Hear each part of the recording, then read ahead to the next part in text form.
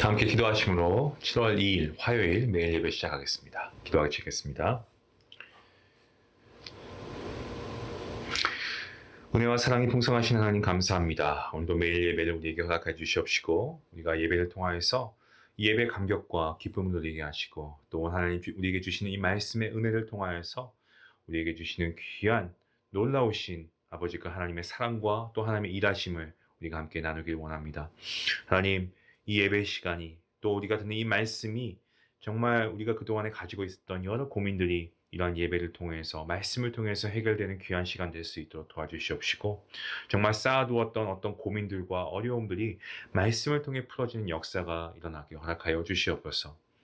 아버지, 시간 특별히 우리의 다음 세대를 위해서 기도합니다. 우리의 사랑하는 자녀들 정말 부모 세대보다 더 훌륭한 믿음의 자녀가 될 수 있기를 간절히 기도합니다. 하나님께서 이들 가운데 말씀의 전인격적인 변화가 이루어지게 하시고 정말 하나님께서 원하시는 하나님이 사용하시는 귀한 일꾼들로 삼아주시기를 간절히 기도합니다. 하나님, 무엇보다 이들이 말씀의 세대가 되게 허락해 주시옵소서. 기도의 세대가 되게 해주시옵시고 무엇보다 주님께서 기뻐하시는 참된 그리스도의 용사들 되게 허락하여 주시옵소서. 교회에서나 세상에서나 인정받는 리더로 쓰임받게 하시고 정말 성경에 나온 위대한 인물들처럼 위기의 순간에 그들이 하나님 앞에 무릎 꿇고 기도하며 정말 하나님께 주시는 지혜와 은혜를 구할 수 있는 그러한 우리의 다음 세대가 될 수 있기를 간절히 원합니다. 하나님, 오늘도 하나님께서 우리를 예배 자리로 이끌어 주시니 감사합니다.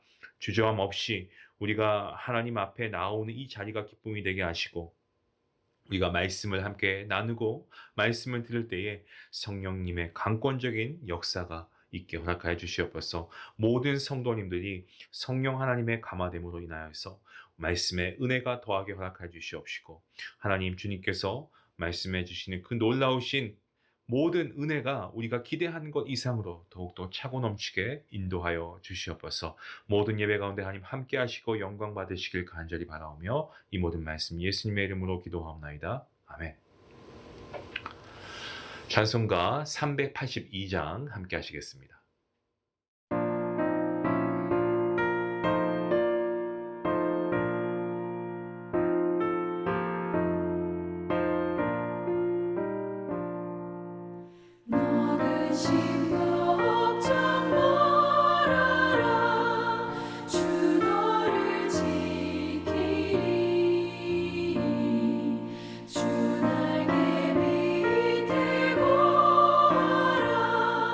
주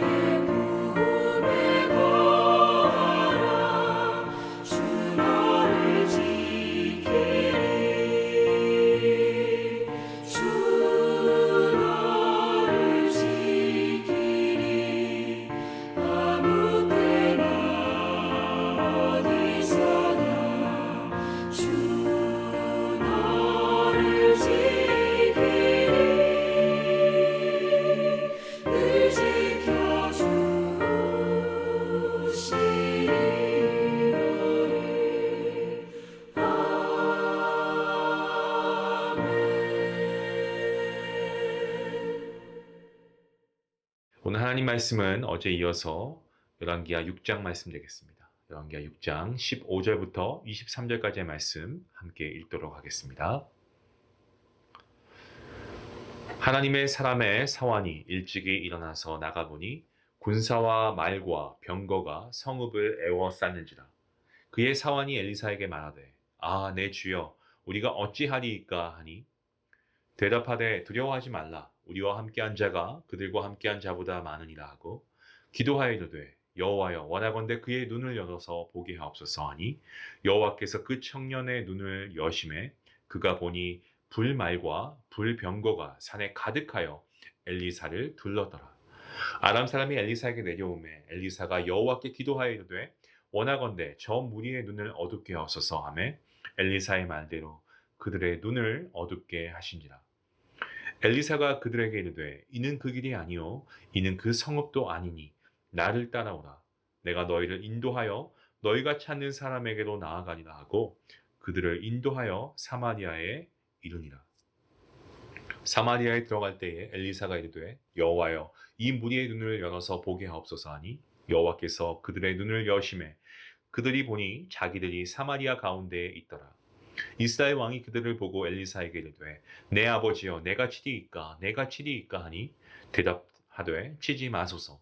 칼과 활로 사로잡은 자인들 어찌 치리이까. 떡과 물을 그들 앞에 두어 먹게 마시게 하고 그들의 주인에게로 돌려보내소서 하는지라.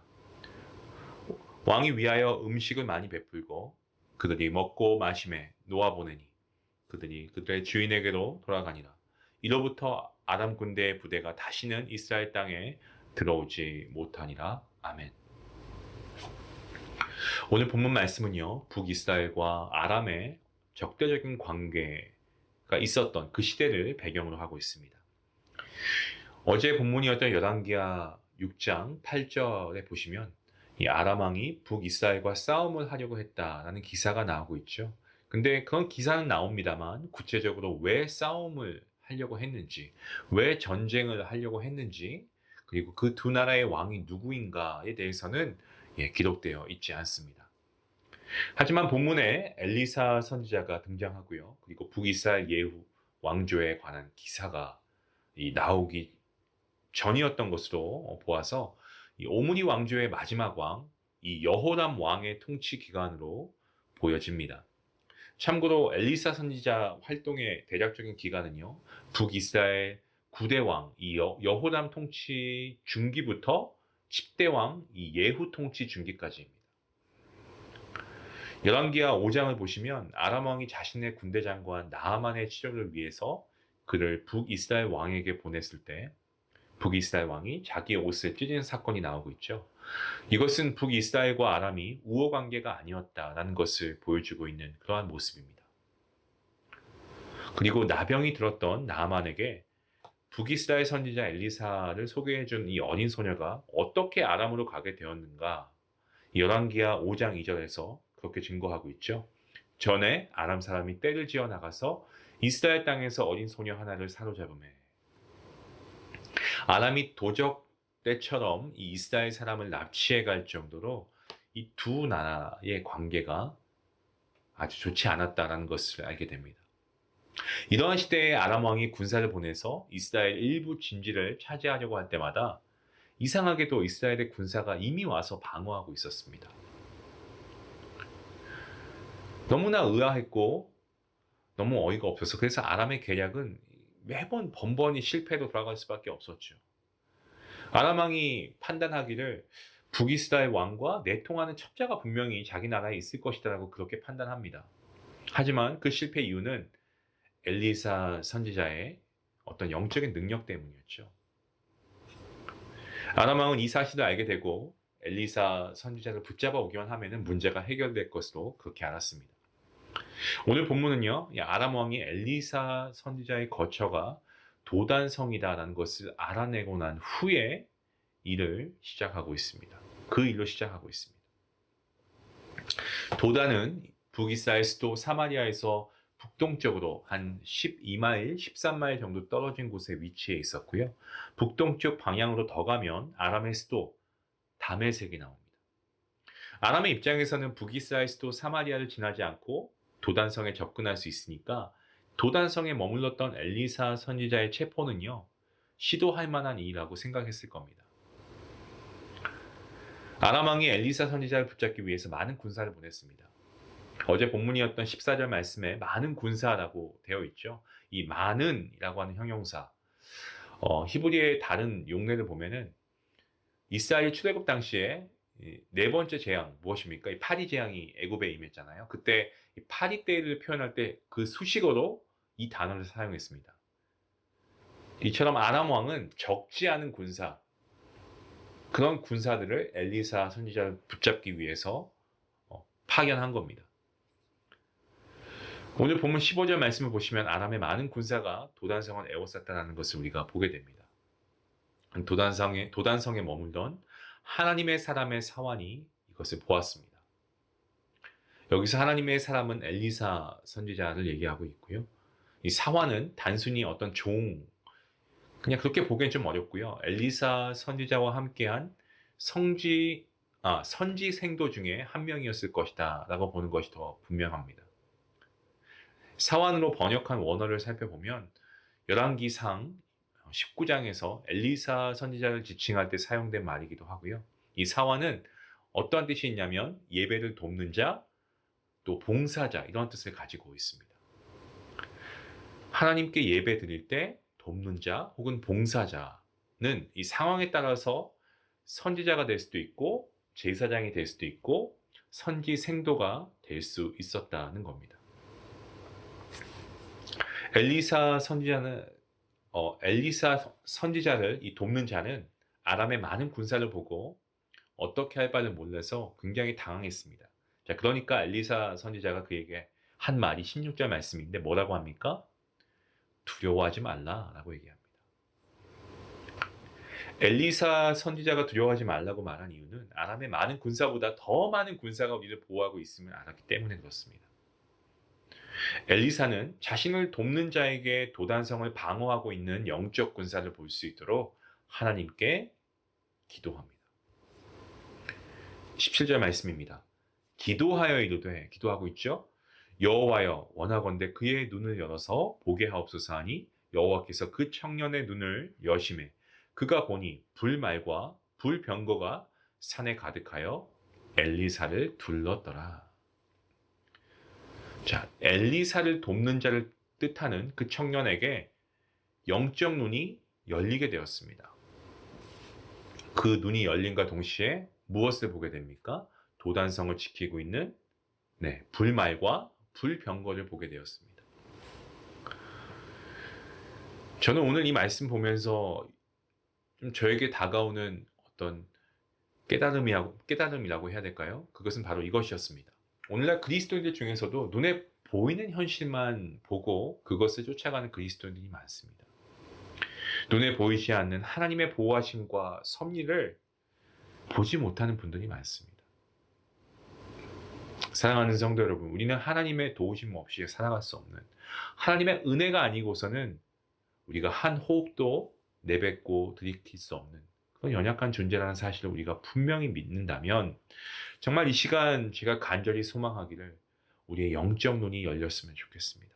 그래서 하나님의 보호하심과 하나님의 섭리를 우리가 좀 영적인 눈으로 볼 수 있으면 좋겠습니다. 그래서 날마다 정말 하나님을 향한 창문을 열고 우리가 하나님과 소통하는 그런 은혜의 삶이 저와 여러분에게 있기를 먼저 주님의 이름으로 간절히 축원합니다.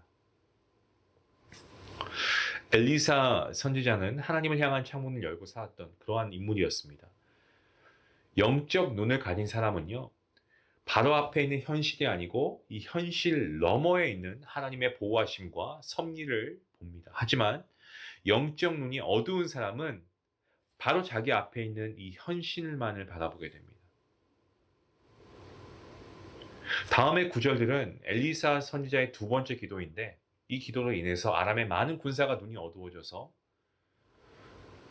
어두워진 그런 일에 대해서 전하고 있습니다. 먼저 18절 말씀을 보시면 하나님께서는 엘리사의 기도에 이번에는 아람 군사들의 눈을 멀게 하십니다. 아람 군사의 눈은 보아야 할 것을 못 본 겁니다. 왜 지금 그들이 거기 있습니까? 엘리사 체포하려고 한 거 아닙니까? 그런데 엘리사가 누구인지조차도 판별하지 못할 정도로 정신이 혼미했고요. 오히려 엘리사 선지자의 인도로 도단성에서 사마리아 성으로 가게 되었습니다. 아람 군사가 엘리사의 인도함을 받아 도단성에서 사마리아에 들어간 후에 하나님께서는 아람 군사의 눈을 다시 여십니다.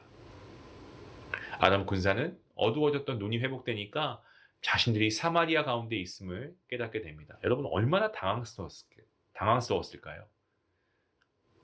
도단성을 포위해서 엘리사를 사로잡으려고 했지만 오히려 적대국의 수도에 갇혀서 몰살당할 위기에 처하게 되었습니다. 이 모든 과정을 사마리아 성에서 관찰하고 있던 이스라엘 왕이 엘리사 선지자에게 한 말이 바로 오늘 본문 21절 말씀입니다. 이렇게 기록하고 있습니다. 이스라엘 왕이 그들을 보고 엘리사에게 이르되 내 아버지여 내가 치리이까 하니